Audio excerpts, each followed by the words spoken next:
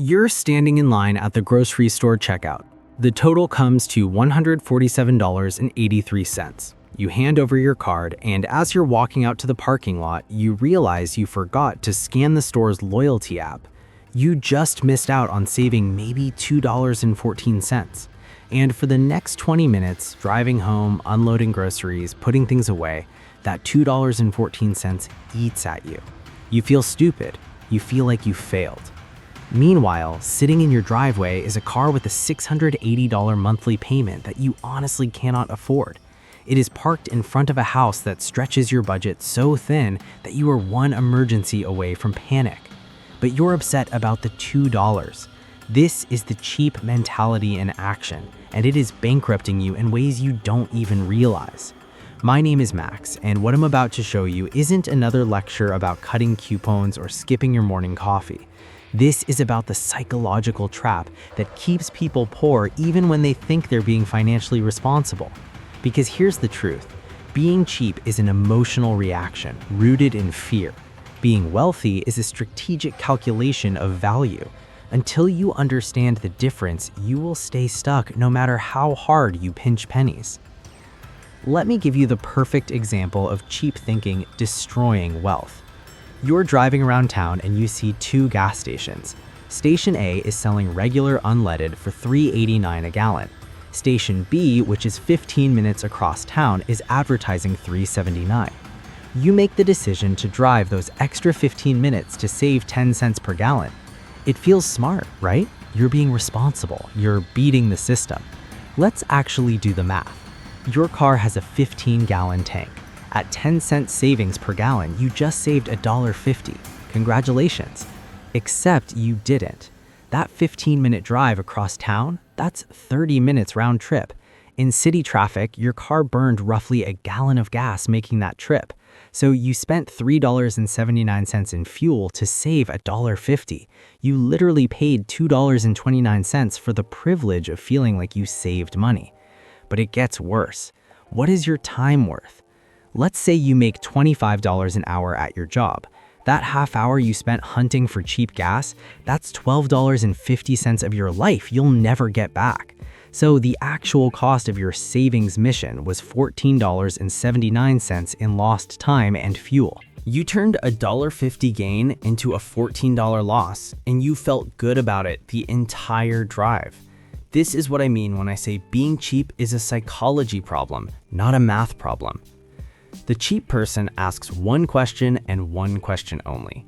How much does this cost right now? Every dollar leaving their hand feels like a loss, a defeat, a step backward. The wealthy person asks a completely different question. What is the return on this investment? They view money as a tool to produce a result, not a scoreboard to be protected. Consider networking events. A cheap mindset looks at a $50 ticket to a professional mixer and sees $50 walking out the door for mediocre appetizers and awkward small talk. Wasteful, not happening. A wealthy mindset sees that same $50 and calculates differently. If I meet one person at this event who knows about a job opening, or one potential client, or one mentor, that $50 could return $50,000. The ROI isn't the finger food, it's the access. Now, let's talk about the obsession that has infected the entire personal finance world. The coffee. Oh, the coffee. How many times have you heard that cutting out your daily latte is the secret to wealth? Skip Starbucks, make it at home, and you'll retire a millionaire. It is the most repeated advice in the game, and it is mostly garbage. Yes, technically, making coffee at home saves money. If you spend $5 a day on coffee, that is $1,825 a year. Brew it yourself for pennies and you pocket the difference. But let's be honest, that $1,800 annually isn't making you rich.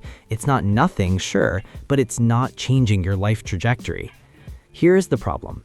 The person agonizing over whether they can afford a $5 latte is usually completely ignoring the $47,000 SUV in their driveway.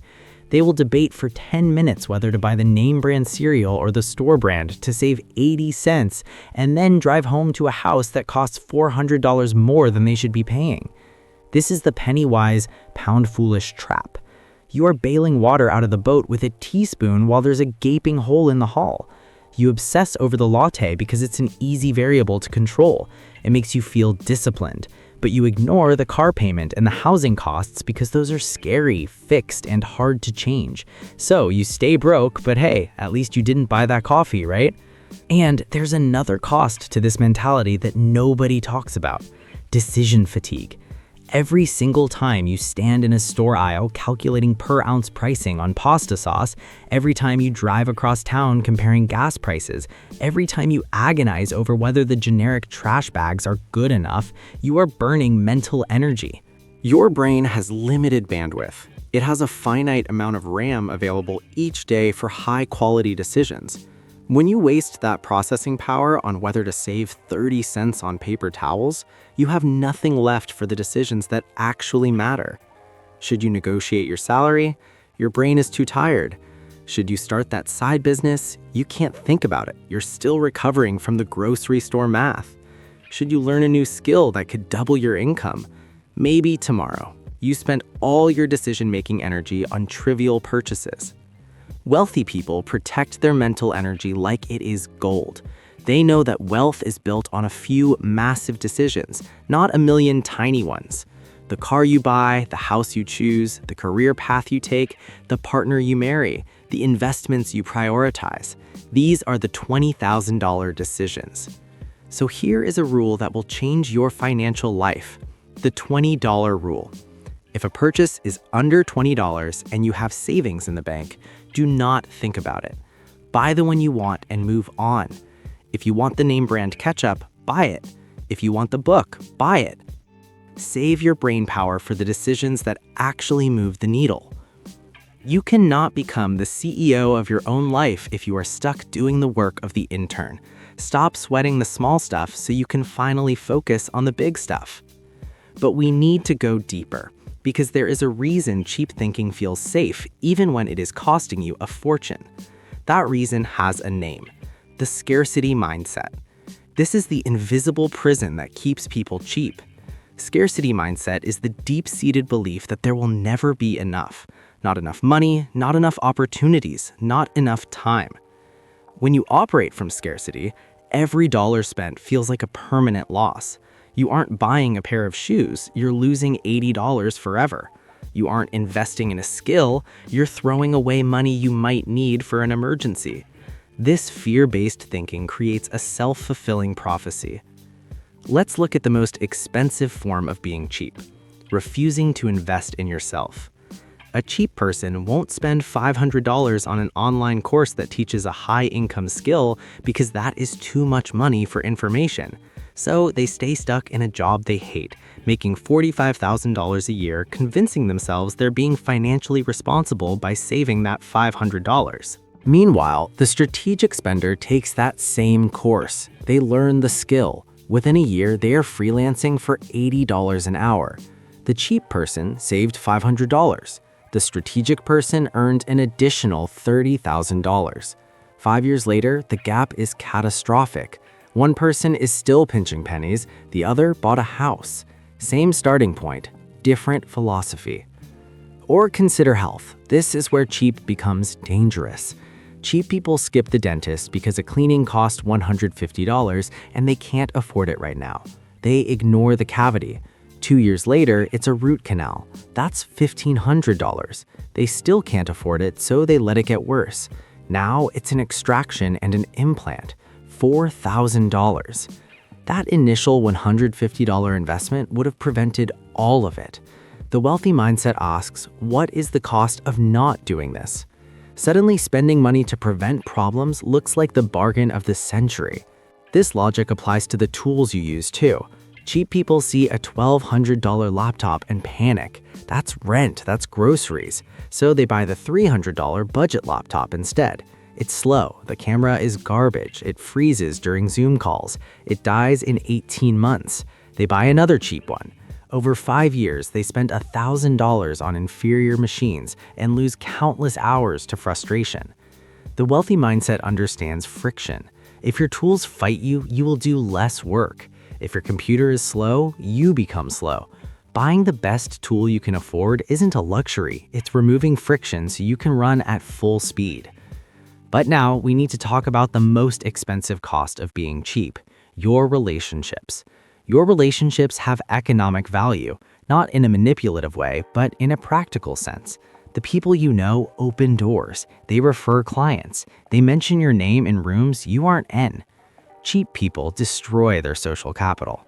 We all know that one person. They undertip servers, they split restaurant bills to the penny, they show up to parties empty-handed, they borrow things and never return them. They think they are saving money. What they are actually doing is buying a bad reputation. That reputation spreads. People stop inviting them. Opportunities dry up. That saved $20 on the dinner bill just cost you $100,000 job referral you will never even know you missed. Wealthy people understand that generosity is an investment. Picking up the tab occasionally, tipping well, bringing a nice bottle of wine, these aren't wasteful expenditures. They are deposits into the relationship bank. When you are known as someone who gives value rather than extracts it, the world bends over backwards to help you succeed. Being cheap is lonely, and loneliness is expensive. Here is the final piece of the puzzle. It's not just about money, it's about identity. Being cheap creates a story you tell yourself about who you are. Every time you say, "I can't afford that," you are reinforcing an identity of powerlessness. You are telling your brain that you are a victim of circumstances. Wealthy people, even when they are broke, never say, "I can't afford it." They say, "I am choosing to allocate my resources elsewhere." It sounds subtle, but the psychology is completely different. One is passive and helpless, the other is active and strategic. If you constantly tell yourself you can't afford things, your subconscious will work to make that story true. It will blind you to opportunities. But if you start operating as a strategic resource allocator, your brain starts solving for growth. So here is your homework. Audit your spending for the last 3 months, not to shame yourself, but to find the cheap traps. Where are you saving $5 but losing an hour of time? Where are you tolerating a broken tool that slows you down? Where are you saying no to an experience that could build a valuable relationship? Make one change today. Stop agonizing over purchases under $20. Buy the thing you actually want and redirect that mental energy toward figuring out how to make an extra $1,000 this month. The truth is simple. You cannot shrink your way to wealth. You can only grow your way there. Stop playing defense with pennies. Start playing offense with strategy. My name's Max, and if you are ready to stop being cheap and start being wealthy, hit that subscribe button. I'll see you in the next one.